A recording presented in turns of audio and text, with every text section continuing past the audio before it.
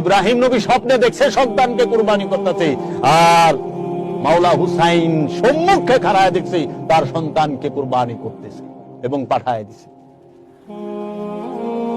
ইব্রাহিম নবীর কাছে পশু জবা হয়েছে, আর মাওলা হুসাইনের কাছে মাসুম কুরবানি হয়েছে। মাসুম যার কাছে কুরবানি হয় সেই হলো মাওলা হুসাইন।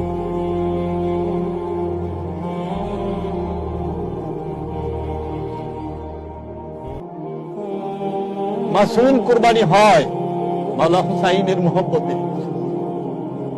তাই খাজা বাবা বলেছে, হে নবীর নন্দ দুলাল ইমামে হুসাইন, আমি গঞ্জে মাটির কুশিদার পর্দা উঠাইয়া দেখি, হে মাওলা হুসাইন, আপনার মেরাজ তো নবী মুহাম্মদ সাল্লাল্লাহু আলাইহি ওয়াসাল্লামের এক ধাপ উপরে।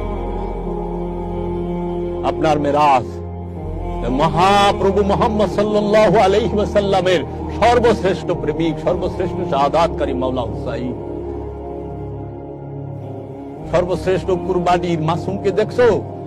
মাওলা জৈনুল আবেদিন আলাইহিস সালাতু ওয়াস সালামের আপন ছোট ভাই ইমাম আলী আসগার, ইমাম আব্বাস আলমদার, যিনি সর্বশ্রেষ্ঠ কুরবানি হয়েছে, যার